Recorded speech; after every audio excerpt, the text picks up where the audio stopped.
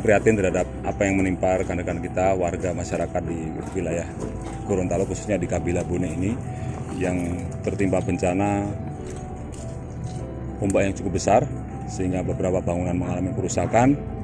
Tapi alhamdulillah tidak ada korban jiwa. Ini yang menjadi satu perhatian kita.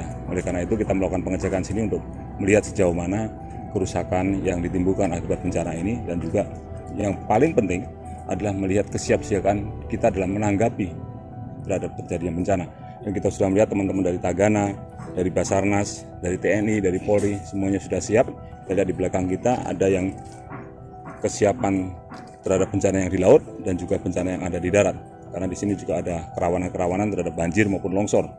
Nah, terutama kita ingatkan kepada warga masyarakat untuk sementara apabila ombak besar tidak melaut, kemudian ketika ada ombaknya cukup besar tidak ada lagi yang berenang di pantai.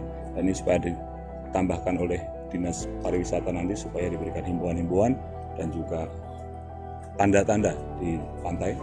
Kalau perlu pada hari-hari tertentu bisa disiapkan adanya tim khusus untuk penyelamat, semacam Baywatch kalau ada film itu. Seperti itu bisa untuk membantu masyarakat apabila nanti ada kecelakaan di laut, ketika ada orang-orang yang tenggelam, berenang dan terseret ombak dan lain sebagainya, bisa kita tolong dengan segera.